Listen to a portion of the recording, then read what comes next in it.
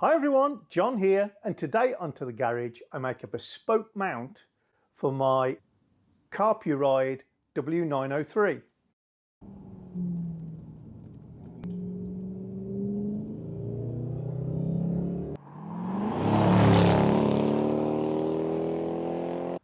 Hi everyone, in a recent video I showed you my Carpuride smart screen and I was really very impressed with it, and it is going to be a semi-permanent installation in my XK8 convertible. Now Carpuride give you a couple of excellent mounts in the kit and offer a range of other mounts including a air vent mount. I'm going to make my own bespoke mount. Why? Standard mounts are intended to sit the screen on top of a dashboard. I don't really want it that high on my car that has a very shallow, from a driver's point of view, piece of glass as a windscreen. It's actually very big, it's just very, very raked. It doesn't really get in the way, which surprised me, but I'd still rather it be lower.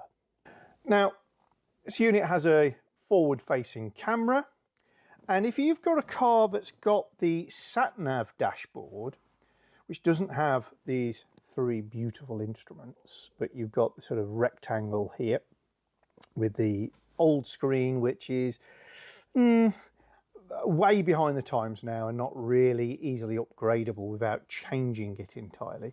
I would say a perfect place to mount this is here, except you're going to lose the functionality of that installed front-facing camera. And if that didn't bother you, then I think that would be an absolutely superb place to mount it.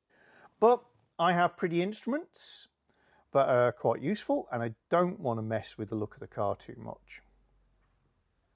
Also, I'd rather keep the functionality of the camera.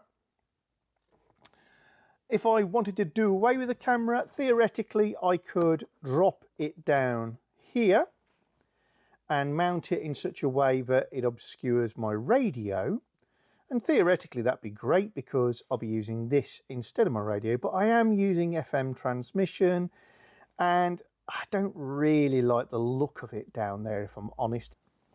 I could mount it up beside the interior mirror. I could even theoretically replace the interior mirror, although again I'd want to make my own stocky mount for that. What I'm actually going to do is a compromise of all those ideas. With the camera extended, I could lower it to here, it not be in the way of my view, the camera can see what it's doing, and what it's in front of is the air vents. Now immediately that's going to bring into question, well, why didn't you just ask Carpuride to send you an air vent mount, John?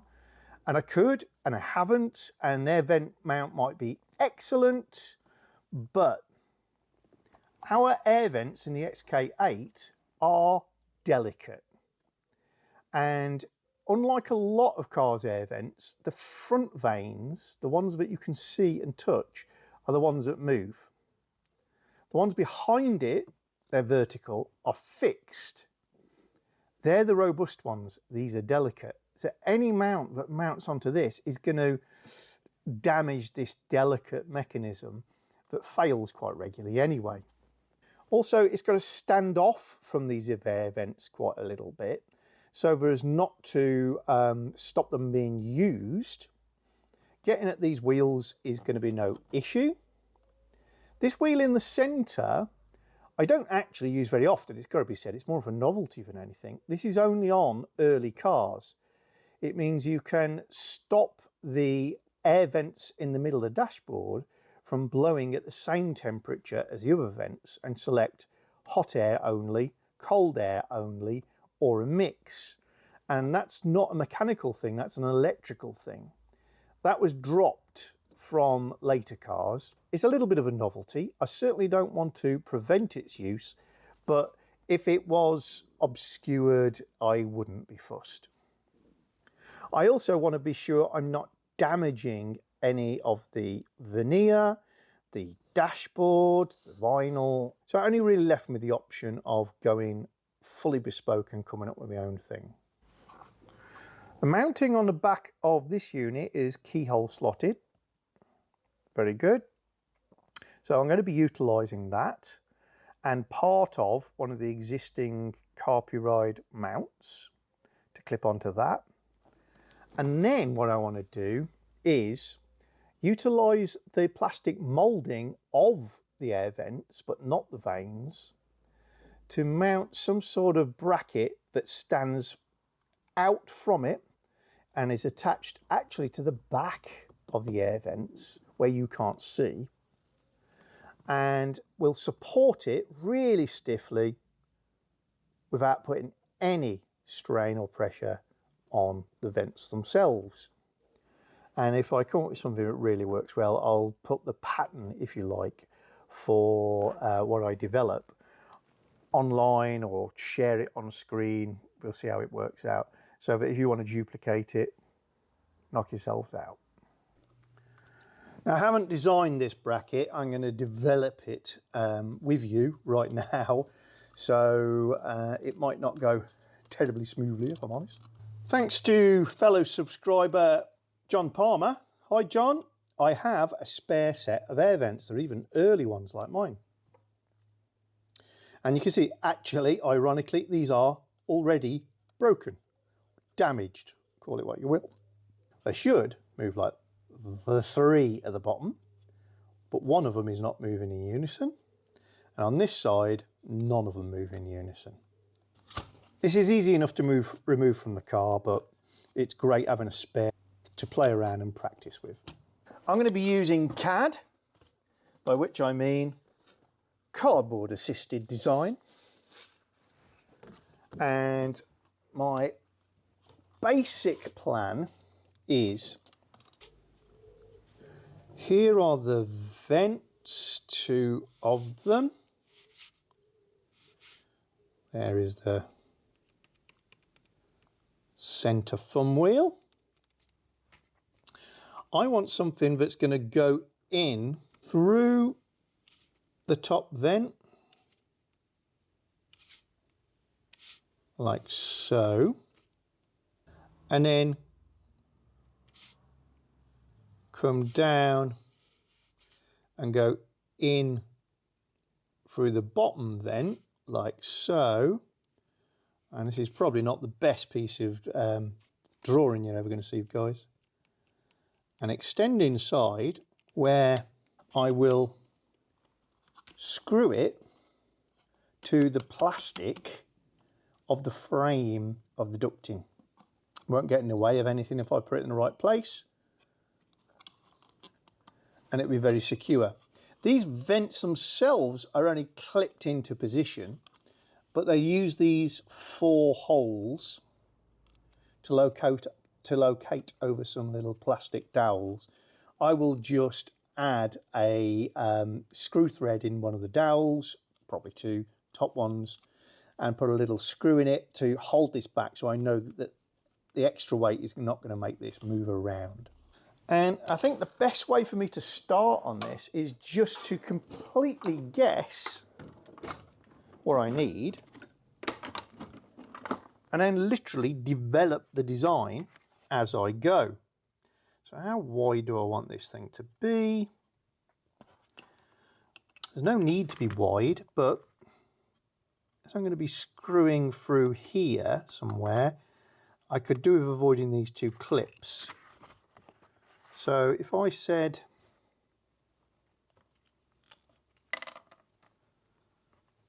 let's make it that wide. So next thing I'm going to do is I'm just going to cut a strip from this card. I don't know where I'm going to position the legs or how far back they're going to go or anything else, but I do know I need to clear this central piece.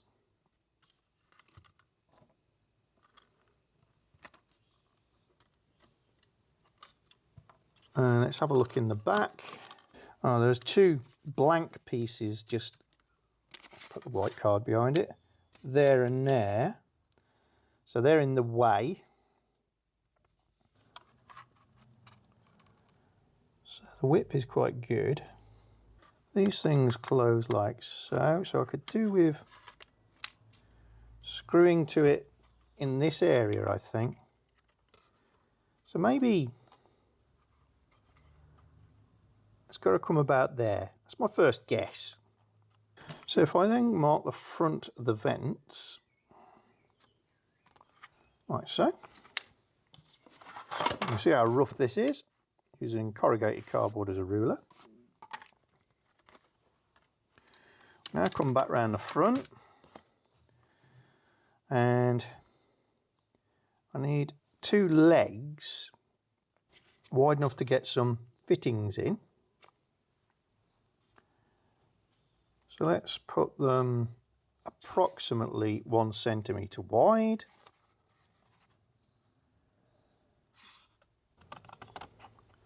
I'm thinking the bracket's probably going to be made of sheet aluminium or sheet steel or sheet brass.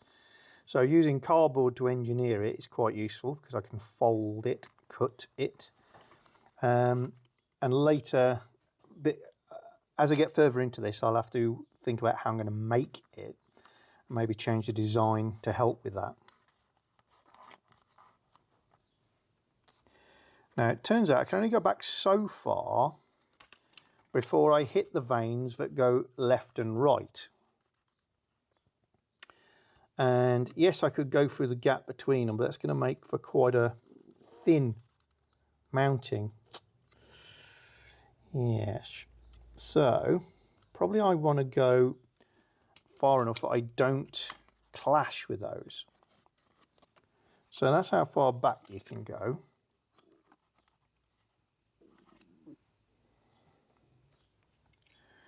And again, really rough. It's that far. So I just switch that round, take a little bit off, and say, well, I'll half the length of those legs. Now they're nowhere near the vents that turn this way. So I'm inside, and I've just about got enough material here to get screws through the plastic and into this, if that was in there. So my next thought is, how far out do I want to come from the vent to the end of my bracket? Well, I suspect it's not very far. I'm going to be using this as the mounting that the unit goes on. It's part of this device. And I've just disassembled it and got hold of these bits. So at the moment what I've got is a ball joint there, a cup there, meaning that this can still articulate on the front of this. I don't think I need this rounded shape, but I can correct that later, find a way of doing that. So I'm going to imagine that this is just square and blocked off. And then this goes on the back.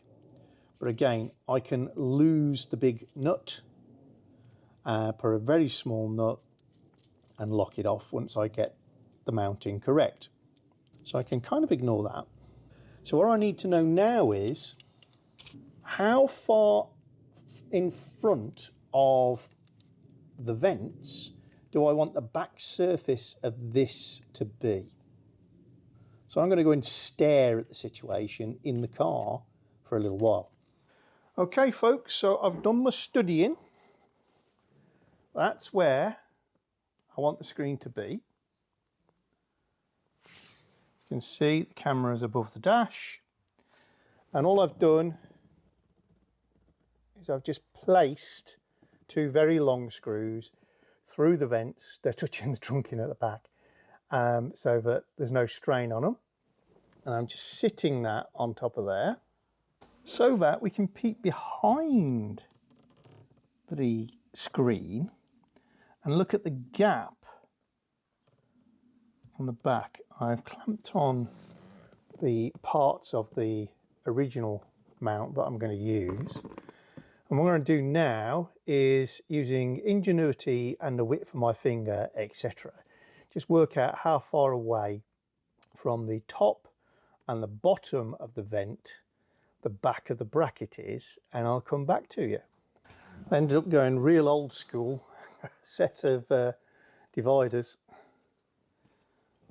Lucky I've got this sort of kit around, because I want to measure it and I can't get to it without disturbing it. Less than that.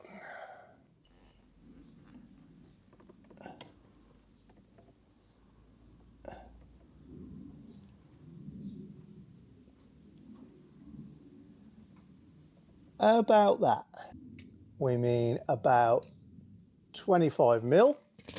So that's 25 mil straight out at the top. And then by looks of it, the angle at the back of my bracket, if I follow it straight down, will intersect the bottom of the vents. So that's great. And that looks like a similar gap. 22. So there are the tabs that go through my vents. What I'm suggesting is I want to come out about 25, but it's not straight out, it's slightly angled. So I'm thinking it's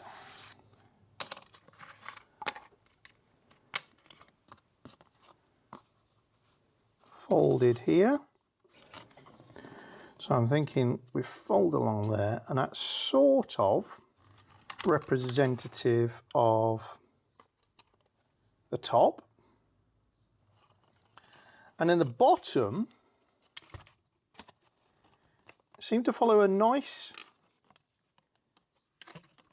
the angle of the bracket was at an angle like this.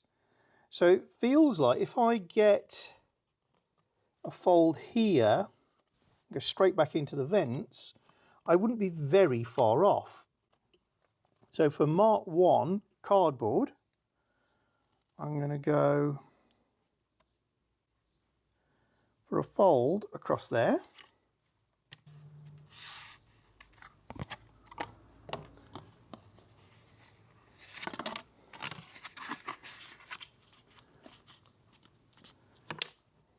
And of course I've got to get this inside the vent as well. So a similar little chat with myself about where I want the holes to be. I think what I'll do is snip this back like so.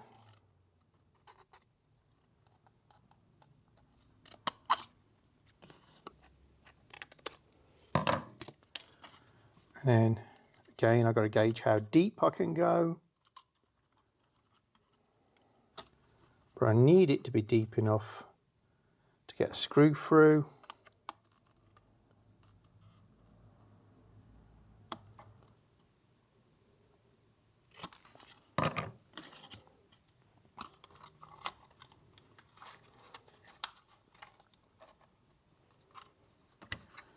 There we go. Now this is the mounting bracket, but it's going to be bolted to there. But it's got this rounded back on. Do I want to retain this system with a spherical seat or not? Well, I'm certainly not going to be moving it much. So another option I've got is to get it to interface with that, which is flat.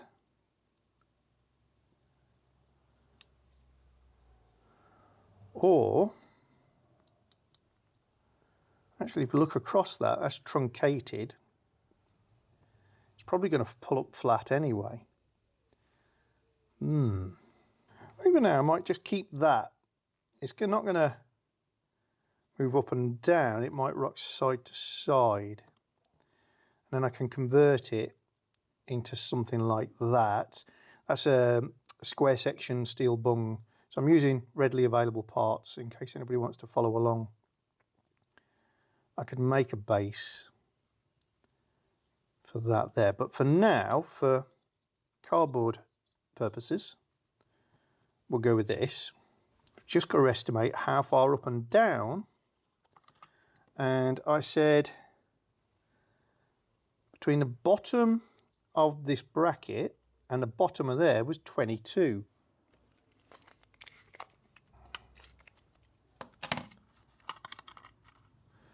So for now, we'd say the bottom edge of this, it's got to be there.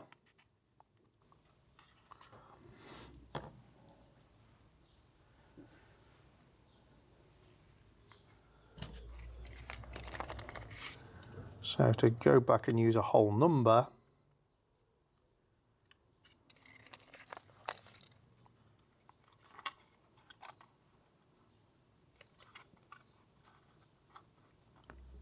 I'm going to put that at 40. It's got a lever punch. See if I can maneuver it into position.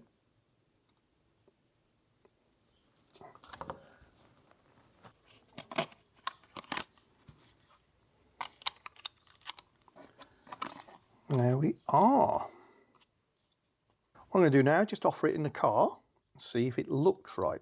So here's our bracket. It's going to go in the top and in the bottom and sit there like that. Well, I'm looking from the side.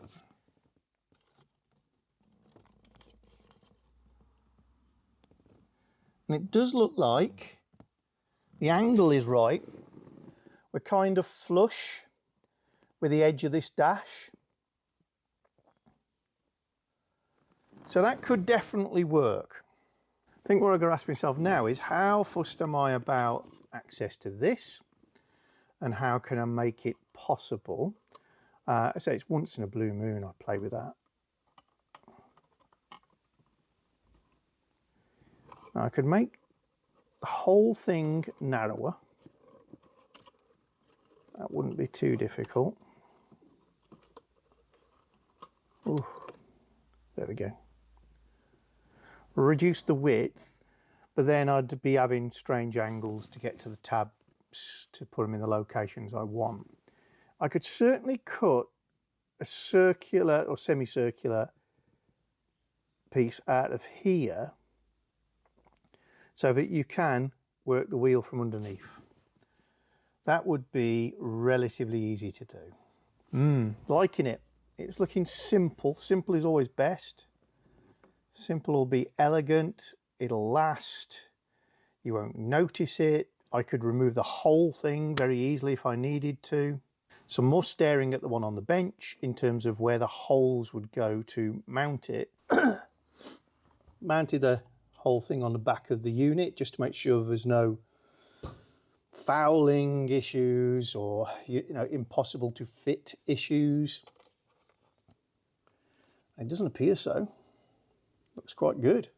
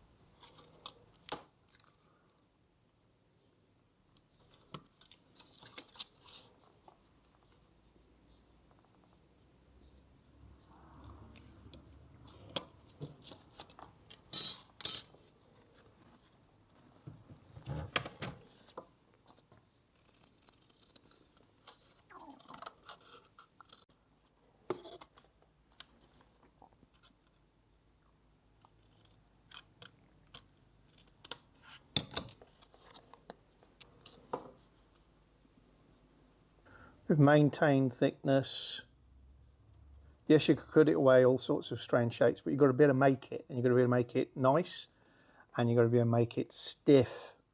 So straight lines or curves that you can cut with a hole saw, something like that, are good things to have.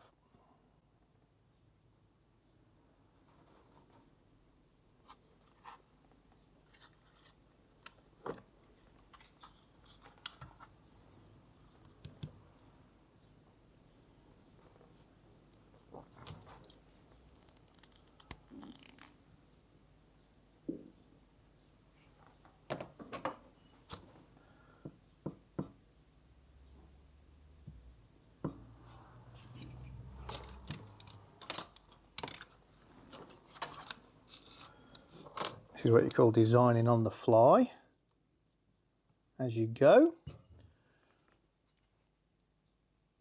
Doesn't really matter what I do, but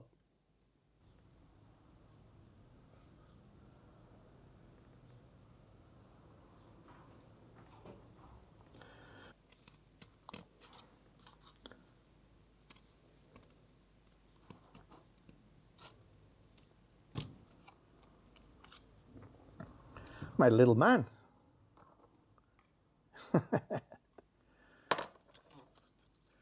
Right, that's looking pretty good.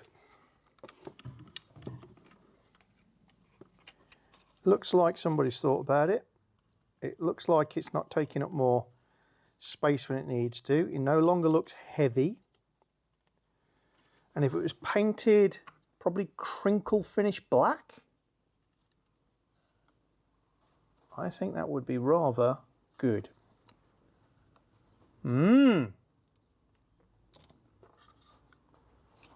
Right, so the next thing is, where realistically can I put holes through here to meet that?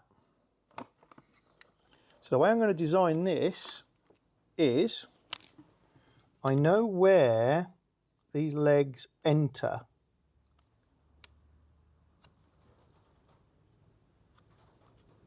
My vent. So my little legs are about 22 mil long. So taking from the front surface, that brings us to about there. So that's our leg. The challenge is now how to design the fixing system such that this is easy. I could drill a hole in that, see where it comes out of my pattern, spot it through. I've got a design, but it's got to work in conjunction with the vents, not getting in their way, and you've got to be able to tighten it up. So I'll just have a think about that for a little while. Well, I've come to an unfortunate solution. It's going to be fine. It's just I prefer something a little bit more elegant, because of the lack of access to the underside of these tabs and the limited gap we have here, top and bottom, because you've got to allow for the things to turn. I think the only realistic option I have is make the device, slide it in. I'll have been drilling a sighting hole, it's very small, through here, marking onto the material, then drilling an appropriate hole in here, and then using a short blind pop rivet from the top. So the head, that bit, you'll see on top of the plastic. It'll go through the plastic, through a hole in the leg, and then expand on the other side of the leg. These are quite short. Yeah, I've done a practice pull-up using my pop rivet gun, and what I mean by that is approximate thickness of steel that that's going to be made of, approximate thickness of plastic that we're going through on the vent, pull up,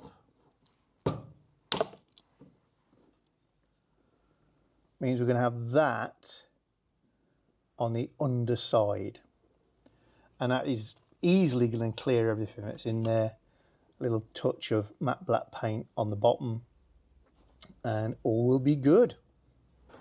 So yeah, there will be holes in these legs.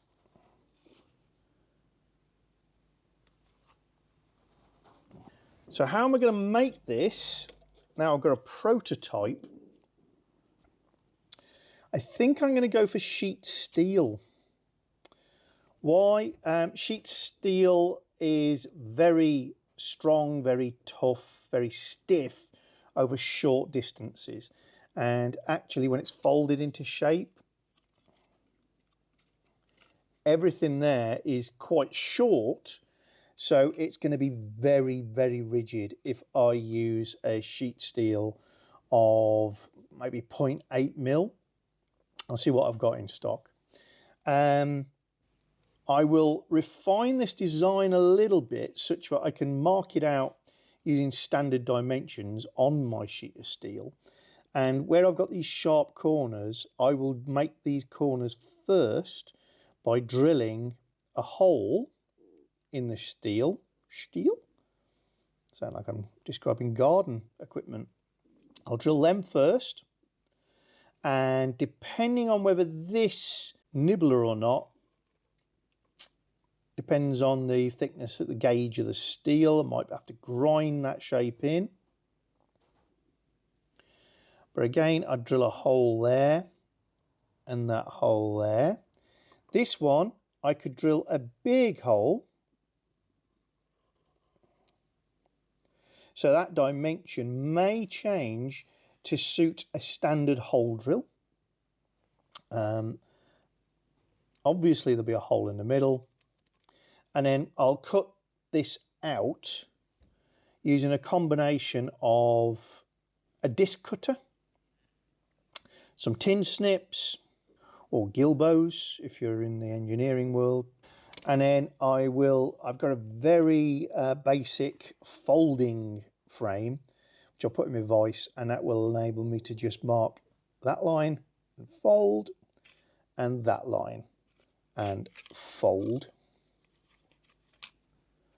And that will create my bespoke bracket. So, prototype created.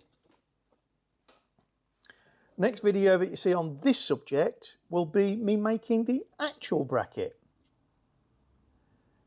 Wish me luck. If you're enjoying our channel, then don't forget to subscribe and click the little bell icon so you get notifications of new videos. And please give us a thumbs up or thumbs down, and you can share the videos. And below the video is always the area where you can comment and get involved with the chat.